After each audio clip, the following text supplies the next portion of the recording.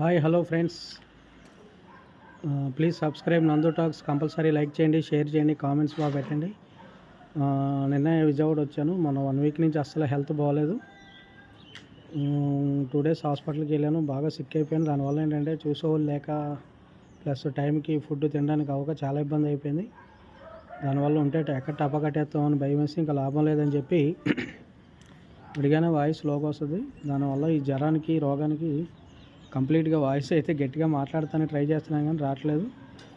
ఇక లాభం లేదని చెప్పేసి మమ్మీ దగ్గరికి వచ్చాను. విజయవాడ వచ్చాను. ఒక 10 డేస్ అయితే ఉంటాను ఇక్కడ. దానికి తోడు ఏంటంటే టైంకి మెసేజ్లో రిప్లైలు చూసి చూసి చూసి ఫెడ్ ఆఫ్ అయిపోయి ఇంకా లాభం లేదని చెప్పి ఉంటే మన జఫాబాయ్ లాగా టపా కట్టేస్తున్నాం అని భయం అయితే వచ్చి ఇంకా లాభం లేదని వచ్చాను. వచ్చాక కూడా ఇక్కడ ఇదే మా ఇల్లు. మేడ మీద ఉన్నాను, టెర్రస్ పైన. నిన్నటి నుంచి అసలు నిద్ర పట్టట్లేదు.